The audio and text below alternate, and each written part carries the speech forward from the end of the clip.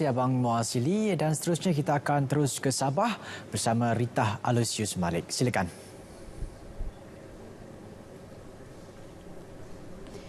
Ya Syairul, terima kasih. Salam sejahtera. Pembubaran Dewan Undangan Negeri Dun Sabah langkah tepat bagi mengembalikan sepenuhnya mandat kepada rakyat untuk menentukan siapa pemimpin yang akan memerintah. Pensyarakanan Komunikasi Fakulti Sains Sosial dan Kemanusiaan Universiti Malaysia Sabah UMS, Profesor Madya Dr. Lee Kwok Tiong berkata, ia sekaligus menyelesaikan kemelut politik yang melanda Sabah sejak pilihan raya umum ke-14.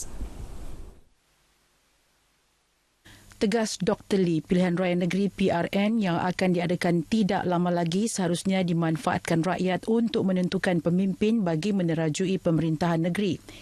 Manakala mandat untuk memilih kerajaan ini sudah dikembalikan kepada rakyat untuk memilih. So, saya rasa setiap rakyat Malaysia yang sudah berdaftar sebagai, khususnya di Sabah yang sudah daftar sebagai pengundi, harus mengambil kesempatan ini untuk menunaikan tanggungjawab mereka.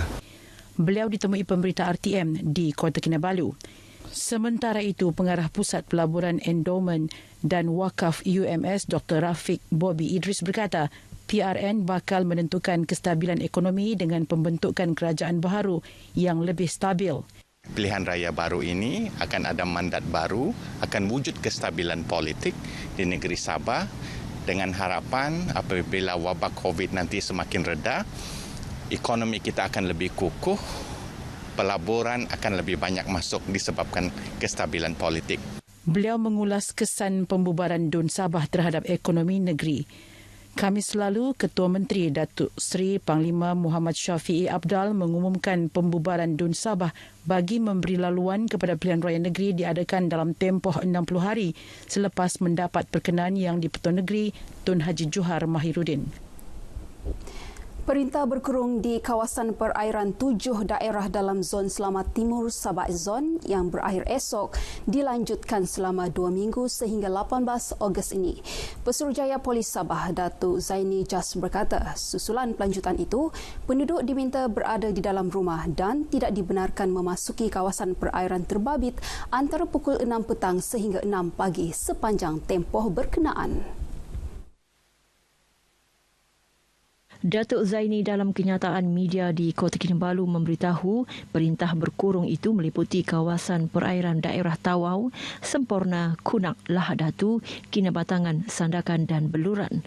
Pelanjutan perintah berkurung itu bagi memastikan kawasan perairan berkenaan tidak diceroboh pengganas yang mengancam keselamatan penyelidik antarabangsa yang menjalankan penyelidikan dan pelanjung asing di pulau-pulau peranginan.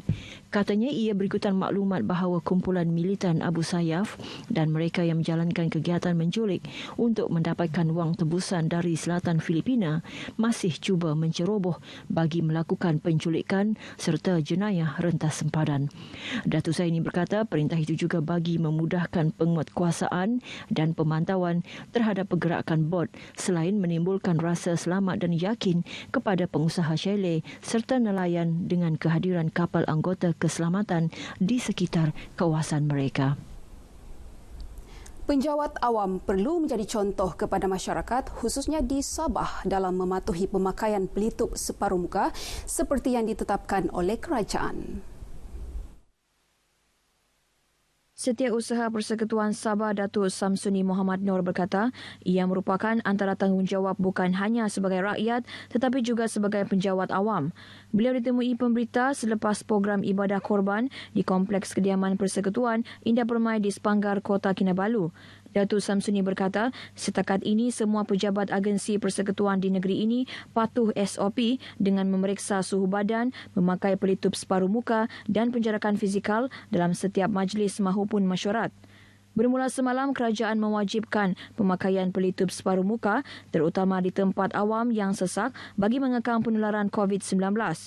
6 ekor lembu dikorbankan dan diagihkan kepada kira-kira 300 orang terdiri fakir miskin dan penduduk kampung sekitar kawasan Sepanggar. Ibadah korban tahun ini tetap dilaksanakan oleh umat Islam di Sabah dengan pematuhan kepada garis panduan yang ditetapkan pihak berkuasa. Tidak ketinggalan PAS kawasan Putatan yang menyempurnakan majlis ibadah korban di Putatan pagi tadi. Menurut Ketua Dewan Pemuda PAS Negeri Sabah Zulzaim Hilmi Abidin, ibadah korban kali ini dilaksanakan dalam keadaan sedikit berbeza berbanding tahun-tahun sebelumnya dengan penglibatan petugas yang minima di samping patuh prosedur operasi standard SOP seperti memakai pelitup separuh muka, penggunaan cecair pembasmian kuman dan penjarakan fizikal. Kita patuhi dan kita sangat-sangat bersetuju dengan apa yang dikeluarkan oleh MKN, dan kita pun melalui bahagian Jabatan Agama kita follow. InsyaAllah tidak memberikan impak yang besarlah terhadap program-program korban yang kita adakan. Beliau memberitahu pemberita RTM selepas meninjau persiapan ibadah korban di Putatan. 7 ekor lembu dikorbankan dalam majlis ini. Tahun ini PAS Sabah menyumbang 279 ekor lembu korban. Sementara itu, pengerusi kelas mari mengaji Masjid Daerah Putatan KMM, Hajah Hayun Padan berkata, SOP yang sama turut dilaksanakan dalam ibadah korban KMM. Itu memang kita pandang berat tentang pada SOP. Itulah kena gunakan pelitup muka, hidung dan juga jarak. Jadi 1 ekor tidak lebih daripada 20 orang lah, termasuk yang tukang sembelih. 3 ekor lembu dikorbankan dalam majlis ini. Baik, sekian sumbangan berita dari Sabah petang ini. Budayakan norma baharu, pandemik COVID-19 belum berakhir. Kembali ke Angkasa Puri bersama Syairul. Silakan. Baik, terima kasih Rita dari Sabah. Saudara, kita akan berehat seketika. Kita kembali selepas ini.